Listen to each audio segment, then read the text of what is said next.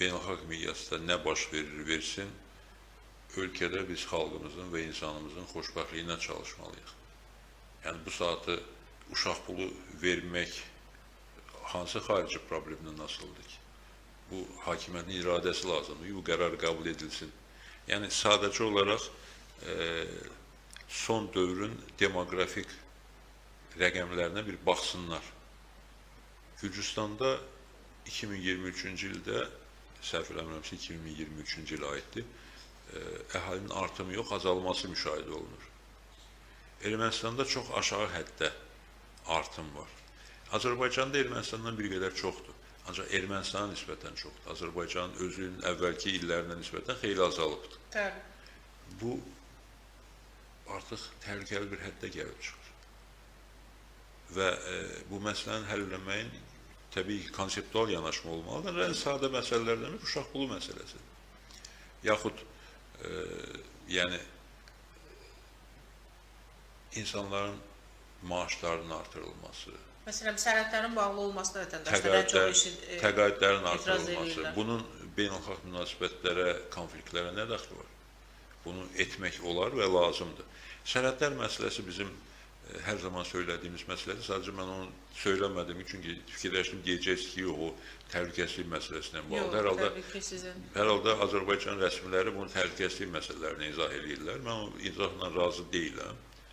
Yəni, mən hesab edirəm ki, o sərhədlərin qapalı qalması xalqa ciddi bir zərbədir, xüsusən sərhəd bölgəsində yaşayan insanlarımız və həm Gürcüstanda yaşayan soydaşlarımız, həm Rusiyada olan soydaşlarımız üçün böyük bir problemdir. O problem həll olunmalıdır. Bunun təhlükəsizliyə heç bir dəxli yoxdur. Təhlükəsizlik təkcə quru sərhədində deyil, hava sərhədində də var və təhlükə törədən qüvvələr gəlmək istəyirlərsə yolunu tapıb gələcəklər, gizli gələcəklər, hava ilə gələcəklər və s. gələcəklər. Yəni sərhədlər bağlıdırsa bir sual, İran ölkəmizə bu qədər narkotik vasitələri nətər keçirdir? Yəni o da suallardan biridir. Və üstəlik də ki, sərhədlər vətəndaşlarımıza bağlıdır, amma yük maşınları ilə ticarətə bağlı deyil. Həm dövlətin ticarəti üçün, həm də ayrı-ayrı şirkətlərin ticarəti üçün. Necə olur? Yəni bu ayrı-ayrı insanlar şirkətlərin qurub, xariclə ticarət qura bilirlər, oradan mal gətirib mal apara bilirlər. Burada təhlükəsizlik problemi olmur.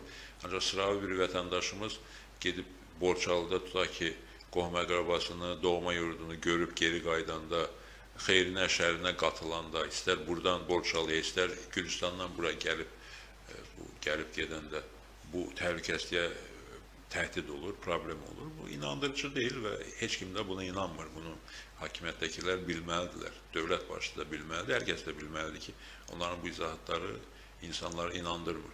Və belə onlarla məsələlər var ki, onları həll etmək xarici problemlərlə heç bir şəkildə birbaşa ən azı bağlı deyil. Bilirsiniz, xarici siyasət nə üçündür ki? Xarici siyasət Azərbaycanın istiqlalını və xalqın yaxşı yaşamasını, inkişafını, ölkəmizin inkişafını təmin etmək üçündür də.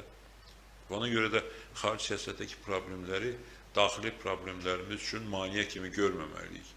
Olur, elə bir məsələlər var ki, bir-birinə bağlıdır, bütün məsələlər bir-birinə bağlıdır. Ancaq ölkədə xalqımızın vəziyyətini yaxşılaşdırmaq üçün, istər sosial-iqtisadi vəziyyətini yaxşılaşdırmaq üçün, istər hüquqlara daha dəqiq əməl olunmasını təmin etmək üçün resurslar var, çox böyükdür bu imkanlar. Bu imkanlardan istifadə edərək bu addımlar atılmalıdır.